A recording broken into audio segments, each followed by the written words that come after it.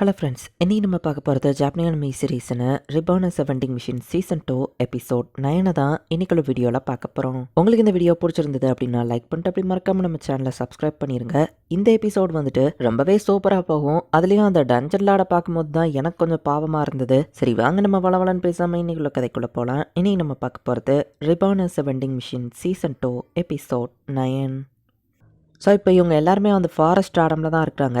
நெதர்லாண்டோட ஆளை பிடிச்சாச்சு. So monsters இவங்களை டேரெக்டாக வந்து அட்டாக் பண்ணாது. பட் இவங்க போய் ஃபாரஸ்ட் மான்ஸ்டர்ஸ்லாம் வந்து அட்டாக் பண்ணிட்டு இருக்கு. பட் லாமிஸ் மற்ற எல்லாரும் சேர்ந்து ஈஸியாக அதை தோக்கடிச்சிட்டு இருக்காங்க. ஏகேவும் ஃபீல்டில் வச்சு அதை எல்லாத்தையும் அப்சர்வ் பண்ணிட்டு இருக்கா. ஸ்டாடம்லாட் கிட்ட நம்ம நெருங்கிட்டோம், அப்படி இருந்தால் அது மேடாகி நம்மளை துரத்தி வரலையே அப்படின்னு சொல்லி இவங்க பார்க்குறாங்க. இந்த ஸ்டாடம்க்கு இதுதான் ஒரு கார்டியன் கூட சொல்லலாம். எல்லாத்தையும் இது ப்ரொடெக்ட் பண்ண தான் ட்ரை பண்ணும் அப்படின்னு டேரக்டர் டார்க் சொல்ற மாதிரி மக்களை ஹியூமனா திரும்ப மாத்துறதுக்கு இதை டெஸ்ட்ராய் பண்ணி தான் ஆகணும். பாக்ஸ் எங்களுக்கு பசிக்குதுப்பா அப்படின்னு சொல்லி ஷோவேவும் பேண்ட் ஆஃப் கிளட்டன்ஸும் கேட்குறாங்க. ஹீரோ கிஃப்டா கொடுத்த க்ளோக்னால லாமிஸ்க்கு வந்து குளிரல, அது ஹீட்டையும் ரெசிஸ்ட் பண்ணும். பாக்ஸோ எனக்கும் நீ ஒரு கிஃப்ட்டை கொடுக்கணும் அப்படின்னு சொல்லி ஹீலமி கேட்குறா. என்ன சாப்பாடு கொடுக்கலாம் அப்படின்னு நம்ம ஹீரோ யோசிச்சுட்டு புது வெண்டிங் மிஷினா நம்ம ஹீரோ மாறவும் இப்படி ஒன்று பார்த்ததே இல்லையே அப்படின்னு சொல்லி ஷோவே அதை தோற்ற. ஹைவேஸ்ல போறவங்களுக்காக ஆட்டோ ரெஸ்டாரண்ட் அப்படிங்கிறது தான் இந்த வெண்டிங் மிஷின். பட் காலப்போக்கில் இந்த வெண்டிங் மிஷின் அழிஞ்சு போயிடுச்சு. பட் நான் இப்போ அதை ரெப்ளிகேட் பண்ணியிருக்கேன் நம்ம ஹீரோ நினைக்கிறேன். ஷோவே அதை சாப்பிட்டு பார்த்துட்டு ரொம்பவே சூப்பரா இருக்கே அப்படின்னு சொல்றா. ஏன்னா இதுல நான் பிராத்தை போட்டிருக்கேன் அப்படின்னு சொல்லி நம்ம ஹீரோ யோசிக்கிறான். எங்களுக்கும் வேணும்னு எல்லாரும் கேட்குறாங்க. பர்கர் தயாரிக்கிற மிஷினா நம்ம ஹீரோ மாதிரி இருக்கா.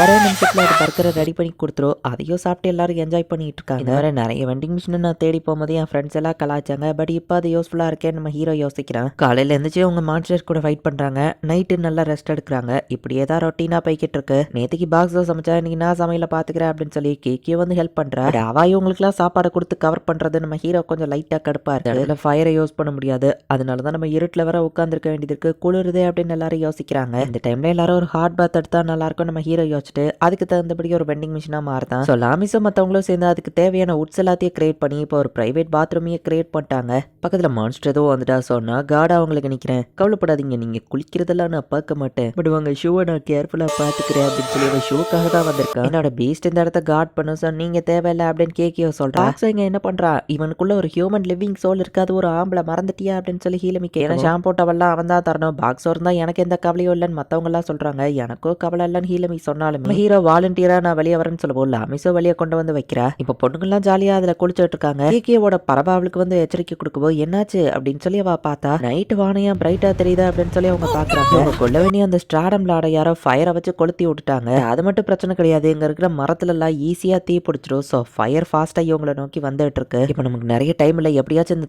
தீயை அணைச்சாகணும், இல்லைன்னா மொத்த இடமும் டெஸ்ட்ராய் ஆயிருமேன்னு கேட்க. ஸ்டாடம் லாட் செத்துட்டாருன்னா ட்ரியா இருந்த மக்கள் நார்மலா மாறி இருப்பாங்க. எல்லாருக்கும் போய் எச்சரிக்கை கொடுத்து அவங்க எல்லாத்தையும் கிளியர் ஃப்ளோ லேக் ஸ்டாடம்க்கு போக சொல்ல அப்படின்னு டைரக்டர் பியர் சொல்றாங்க. மக்களுக்கு எச்சரிக்கை கொடுக்கலாம் அப்படின்னு போறாங்க. சுத்தி இருக்கிற ட்ரீஸ் எல்லாத்தையும் இவங்க கட் பண்ணி அதை எல்லாத்தையும் எப்படியாச்சும் தடுத்துடலாம் அப்படின்னு சொல்லி முடிவு பண்றாங்க. எப்படியாச்சும் இந்த ஃபயரையோ ஸ்டாப் பண்ணணும்னு டைரக்டர் பியர் யோசிக்கிறாரு. ஃபயர் ரவுண்ட் ஷேப்ல தான் பரவிட்டு இருக்கு. அதை சுத்தி ரவுண்ட் ஷேப்ல இவங்க மரத்தை எல்லாத்தையும் மொத்தமா கட் பண்ணி எடுத்துட்டு இருக்காங்க. பாக்ஸ் அந்த தீ பரவாம இருக்கிறதுக்கு ஒரு வழிதான் இருக்கு அப்படின்னு சொல்லி லாமிஸ் வந்துட்டு ஆப்போசிட் சைட்ல நம்ம ஹீரோவை எரிக்கிற மாதிரி ஏதாச்சும் எரிபொருள் வந்துட்டு இருக்கா அப்படின்னு கேட்கறா. இது கேட்க பைத்தியக்காரத்தனமா இருக்கும் நம்ப அப்படின்னு சொல்றா. சரி நம்ம ஹீரோவை ஹெல்ப் பண்ணி அந்த தீக்கு ஆப்போசிட் சைட்ல இருந்து இந்த இடத்தை இவங்க எரிச்சு விடுறாங்க. ஆப்போசிட் சைட்ல இருந்து டைரக்டா ஃபயரும் மோதும் போது ஒண்ணுக்கு ஒண்ணு அணைச்சிரும் அப்படின்னு சொல்லி ஹீலமி சொல்றா. ஃபயர் ரொம்பவே அதிகமா இருக்கு, இவங்களால தாக்கு பிடிக்க முடியல. டக்கு நம்ம ஹீரோ வந்துட்டு எல்லாத்தையும் கிட்ட நெருங்குங்க அப்படின்னு சொல்லி ஷீல்ட போட்டு எல்லாத்தையும் கவர் பண்றா. ஸ்டாடமோட கண்டிஷன் நல்லா ஃபயர் ரொம்பவே இன்டென்ஸா இருக்கு. பட் நம்ம ஹீரோவோட பேரியர் ப்ரொடெக்ஷன் அங்க இருக்கிற எல்லாருமே ஓரளவுக்கு எஸ்கேப் ஆகுறாங்க. ஸ்டாடம் லார்ட் கிட்ட இவங்க நெருங்குறதுக்கு இன்னும் நிறைய டைம் இருந்துச்சு. ஸோ அந்த அளவுக்கு பெரிய ஏரியா இப்ப மொத்தமா தீனால டெஸ்ட்ராய் ஆயிடுச்சு. எங்களை சேவ் பண்ணதுக்கு தேங்க்ஸ் பாக்ஸ் ஆன் ஹீலமி சொல்லுவோம். பாயிண்ட்ஸ் லோ அப்படின்னு நம்ம ஹீரோ சொல்றா. திரும்ப போனதும் நிறைய காயின்ஸ் உனக்கு தார அப்படின்னு ஹீலமி சொல்றா. அதுக்கு ஒரு கோல்டு காயின் இருக்குன்னு டேரக்டர் பியர் கொடுக்குறாரு. ஃபாரஸ்ட் ஸ்டாடம் ஒன்றும் சீப் கிடையாது. ஸோ டார்க் டேரக்டர்னா உனக்கு என்னால முடிஞ்ச கோல்டு காயின்ஸை கொடுக்குறேன் அப்படின்னு அவர் கொடுக்குறாரு. ஈவன் இந்த டஞ்சன் லார்ட் எரிஞ்சிருந்தாலும் உண்மையிலேயே அதை செத்துட்டாங்கிறத கன்ஃபார்ம் பண்றதுக்கு இவங்க எல்லாரும் கிட்ட போயிட்டு பாக்குறாங்க. பார்க்க அது இறந்த மாதிரி தான் இருக்கு, இருந்தாலும் கேர்ஃபுல்லா இருங்கன்னு டேரக்டர் பியர் சொல்றாரு. கோக்கியோ போய் அதை தொட்டு பார்த்து உண்மையிலேயே இறந்து போயிட்டு சொல்றா. போயிட்டு பஞ்ச் பண்ணி பாக்குறா. அப்பவா அதை அசையல. தூக்கத்துல இருந்து என்ன யார் எழுப்புனது அப்படின்னு சொல்லி ஒரு லேடி அங்க வரா. அந்த கியோலிங் ஷவுட்டிங் சாங் அப்படின்னு சொல்லி அவ பேசுறதையே பாடுற மாதிரியே தான் பேசிட்டு இருக்கா. நீ தான் அந்த இடத்த கொளுத்து விட்டியான்னு கேட்கவா. ஆமா, நான் நெதர்லாண்டுக்காக ஒர்க் பண்றவா. இது கூட தெரியாத முட்டாள்களா நீங்க.